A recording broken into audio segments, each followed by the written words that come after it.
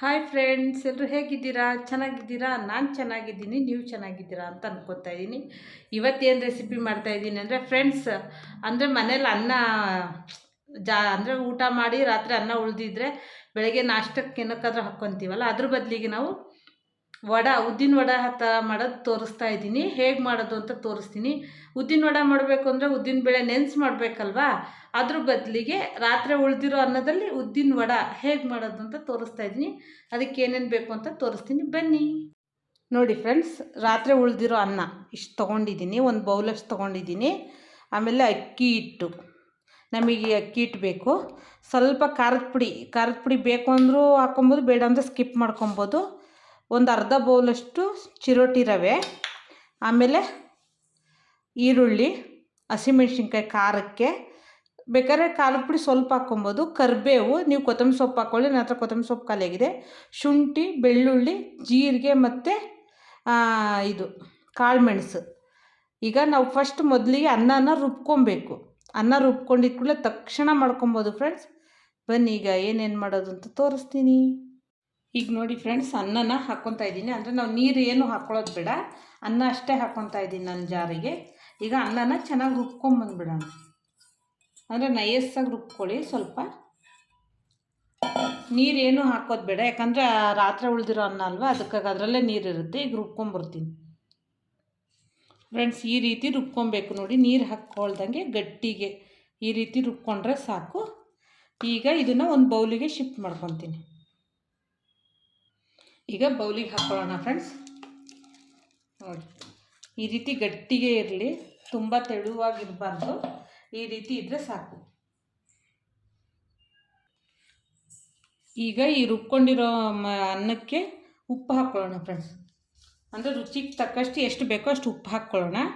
ಹಾಗೆ ಅಕ್ಕಿ ಹಿಟ್ಟು ಒಂದು ಅರ್ಧ ಬೌಲಷ್ಟು ಹಾಕ್ಕೊತಾ ಇದ್ದೀನಿ ನಾನು. ಹಾಗೆ ರವೆ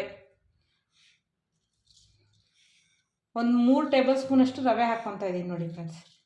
3 ಟೇಬಲ್ ಸ್ಪೂನಷ್ಟು ರವೆ ಹಾಕ್ಕೊಂಡು ಈಗ ಮಿಕ್ಸ್ ಮಾಡ್ಕೊತಾ ಇದ್ದೀನಿ. ಉಪ್ಪು ಮತ್ತು ಅಕ್ಕಿ ಹಿಟ್ಟು ಹಾಗೆ ರವೆ.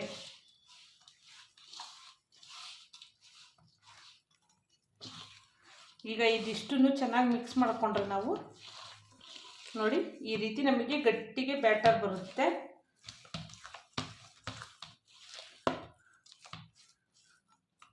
ನೋಡಿ ಈ ರೀತಿ ಬರುತ್ತೆ. ಈಗ ಫ್ರೆಂಡ್ಸ್, ಈರುಳ್ಳಿ ಹಾಕ್ಕೊತಾ ಇದ್ದೀನಿ ನಾನು. ನೋಡಿ, ಈರುಳ್ಳಿ ಹಾಕ್ತಾಯಿದ್ದೀನಿ. ಹಾಗೆ ಹಸಿಮೆಣ್ಸಿನ್ಕಾಯಿ ಅಂದರೆ ಖಾರಕ್ಕೆ. ಹಾಗೆ ನೀವು ಬೇಕು ಅಂದರೆ ಕೊತ್ತಂಬರಿ ಹಾಕ್ಕೊಬೋದು. ನಾನು ಕರಿಬೇವು ಅಷ್ಟೇ ಹಾಕ್ಕೊತಾ ಇದ್ದೀನಿ. ಶುಂಠಿ ಚಿಕ್ಕಕ್ಕೆ ಹೆಚ್ಕೊಂಡ್ರೆ ಇವು ಬಾಯಿಗೆ ಸಿಕ್ತಿದ್ರೆ ಚೆನ್ನಾಗಿರುತ್ತೆ. ಹಾಗೆ ಬೆಳ್ಳುಳ್ಳಿ, ಜೀರಿಗೆ ಮತ್ತು ಕಾಳುಮೆಣಸು ಎಲ್ಲ ಹಾಕ್ಕೊತಾ ಇದ್ದೀನಿ. ಉಪ್ಪಂತೂ ಆಲ್ರೆಡಿ ಹಾಕಿದ್ದೀವಿ. ಒಂದು ಹಾಫ್ ಟೇಬಲ್ ಸ್ಪೂನಷ್ಟು ಖಾರದ ಪುಡಿ, ತುಂಬ ಬೇಡ, ಯಾಕಂದರೆ ನಾವು ಆಲ್ರೆಡಿ ಹಸಿಮೆಣ್ಸಿನ್ಕಾಯಿ ಹಾಕಿದ್ದೀವಲ್ವ, ಅದಕ್ಕೋಸ್ಕರ. ಈಗ ಇದನ್ನು ಚೆನ್ನಾಗಿ ಮಿಕ್ಸ್ ಮಾಡ್ಕೊಳ್ಳೋಣ.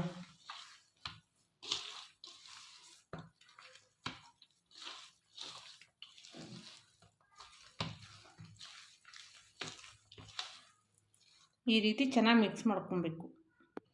ಈ ರೀತಿ ಚೆನ್ನಾಗಿ ಮಿಕ್ಸ್ ಮಾಡಿಕೊಂಡ್ರೆ ಸಾಕು ನೋಡಿ ಫ್ರೆಂಡ್ಸ್. ಈಗ ಎಣ್ಣೆ ಕಾಯೋದಕ್ಕೆ ಇಡೋಣ. ಈಗ ಈ ಬ್ಯಾಟರ್ ರೆಡಿ ಇದೆ. ಅದೇ ಉದ್ದಿನ ಬೇಳೆ ಅಂದರೆ ಅಷ್ಟು ಇದರಲ್ಲಿ ಗೊತ್ತಾಗಲ್ಲ. ಈ ರೀತಿ ಅನ್ನ ರುಬ್ಕೊಳ್ಳೋದ್ರಿಂದ ಚೆನ್ನಾಗಿದಾಗುತ್ತೆ ನೋಡಿ. ಈಗ ಬಾಣಲಿ ಇಟ್ಟಿದ್ದೀನಿ ಫ್ರೆಂಡ್ಸ್, ಎಣ್ಣೆ ಕಾಯೋದಕ್ಕೆ ಇಡ್ತಾ ಇದ್ದೀನಿ. ನಮಗೆ ಎಷ್ಟು ಕರಿಯೋದಕ್ಕೆ ಬೇಕೋ ಅಷ್ಟು ಎಣ್ಣೆನ ಹಾಕ್ಕೊಳ್ಳೋಣ. ಈಗ ಎಣ್ಣೆ ಕಾಯಲಿ ಫ್ರೆಂಡ್ಸ್.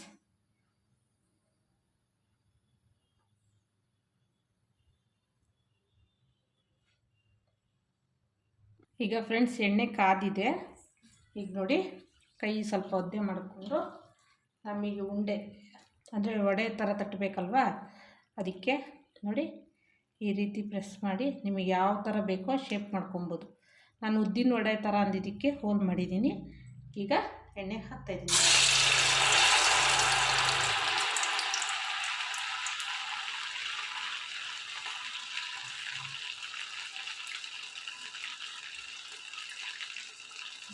ಕ್ರಿಸ್ಪಾಗಿ ಚೆನ್ನಾಗಿ ಬರುತ್ತೆ.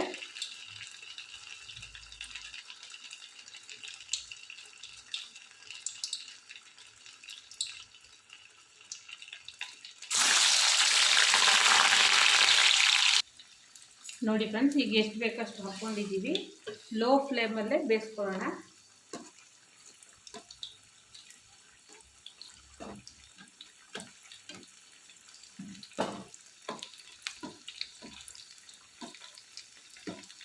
ಈ ರೀತಿ ಸ್ಲೋವಾಗಿ ತಿರುಗಿಸಿದ್ರೆ ರೆಡಿ ಆಗುತ್ತೆ.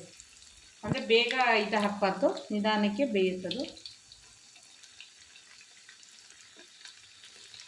ನಿಧಾನಕ್ಕೆ ಸ್ಲೋವಾಗಿ ಒಂದೊಂದೇ ತಿರುಗಿಸ್ಕೊಬೇಕು ಫ್ರೆಂಡ್ಸ್.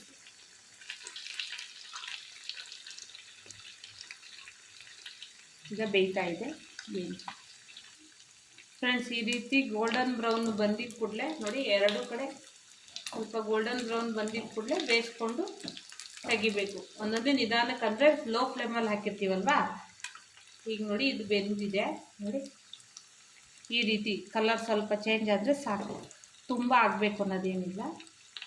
ಈ ರೀತಿ ಆದರೆ ತೆಗಿಬೋದು. ಪ್ಲೇಟಿಗೆ ತೊಗೊತಾ ಇದ್ದೀನಿ ನಾನು.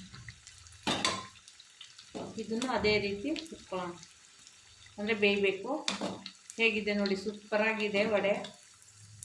ಈ ರೀತಿ ಮಾಡ್ಕೊಬೇಕು ನೋಡಿ.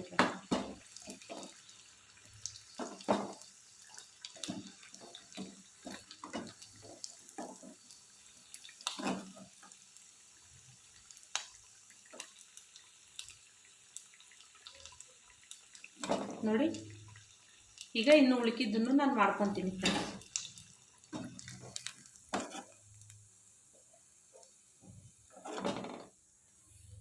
ನೋಡಿ, ಈಗ ನೋಡಿ ಎಷ್ಟು ಚೆನ್ನಾಗಿ ಬಂದಿದೆ ಕಲರ್ಫುಲ್ಲಾಗಿ. ನೀವು ಚಿರೋಟಿ ರವೆ ಬೇಕು ಅಂದರೆ ಹಾಕ್ಕೊಬೋದು, ಬೇಡ ಅಂದರೆ ಸ್ಕಿಪ್ ಮಾಡ್ಬೋದು. ನೋಡಿ ಎಷ್ಟು ಕಲರ್ಫುಲ್ಲಾಗಿದೆ. ಈಗ ಉಳಿಕಿದ್ದನ್ನು ನಾನು ಮಾಡ್ಕೊತೀನಿ ಫ್ರೆಂಡ್ಸ್. ಈಗ ನೋಡಿ ಫ್ರೆಂಡ್ಸ್, ಅಷ್ಟು ಮಾಡಿದ್ದೀನಿ ನೋಡಿ, ಎಷ್ಟು ಕಲರ್ಫುಲ್ಲಾಗಿ ಕಾಣಿಸ್ತಾ ಇದೆ. ಉದ್ದಿನ ವಡೆ ಮಾಡೋಕ್ಕೆ ಬರಲ್ಲ ಅನ್ನೋರು ಈ ರೀತಿ ಮಾಡ್ಕೊಳ್ಳಿ, ಸೂಪರಾಗಿ ಬರುತ್ತೆ. ಎಲ್ಲರೂ ಸೂಪರಾಗಿ ಇಷ್ಟಪಟ್ಟು ತಿಂತಾರೆ. ಒಳಗಡೆ ಅಂದರೆ ಮೇಲೆಲ್ಲ ಕ್ರಿಸ್ಪಾಗಿ, ಒಳಗಡೆ ಸಾಫ್ಟಾಗಿರುತ್ತೆ. ಈಗ ಇದನ್ನು ಪ್ಲೇಟಿಂಗ್ ಮಾಡೋಣ ಫ್ರೆಂಡ್ಸ್.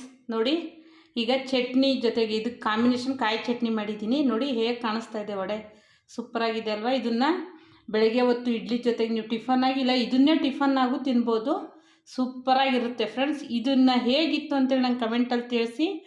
ಹಾಗೆ ತುಂಬಾ ಎಣ್ಣೆಯನ್ನು ಹಿಡಿಯಲ್ಲ, ತುಂಬ ಅಂದರೆ ಕ್ವಿಕ್ಕಾಗೂ ಆಗುತ್ತೆ. ಹೇಗಿತ್ತು ಅಂತ ನಂಗೆ ಕಮೆಂಟಲ್ಲಿ ತಿಳಿಸಿ. ಹಾಗೆ ಹೊಸ್ದಾಗಿ ನೋಡೋರಾದರೆ ಸಬ್ಸ್ಕ್ರೈಬ್ ಆಗಿ, ಬೇಗ ಬೇಗ ಲೈಕ್ ಮಾಡಿ, ಶೇರ್ ಮಾಡಿ. ಆದಷ್ಟು ನಿಮ್ಮ ಫ್ರೆಂಡ್ಸು, ಫ್ಯಾಮಿಲಿ ಎಲ್ಲರಿಗೂ ಶೇರ್ ಮಾಡಿ. ಹೊಸ್ದಾಗಿ ನೋಡೋರಾದರೆ ಬೇಗ ಬೇಗ ಸಬ್ಸ್ಕ್ರೈಬ್ ಆಗಿ ಲೈಕ್ ಮಾಡಿ. ಓಕೆ, ಈ ವಿಡಿಯೋ ಇಷ್ಟ ಆಯಿತು ಅಂದರೆ ಬಾಯ್.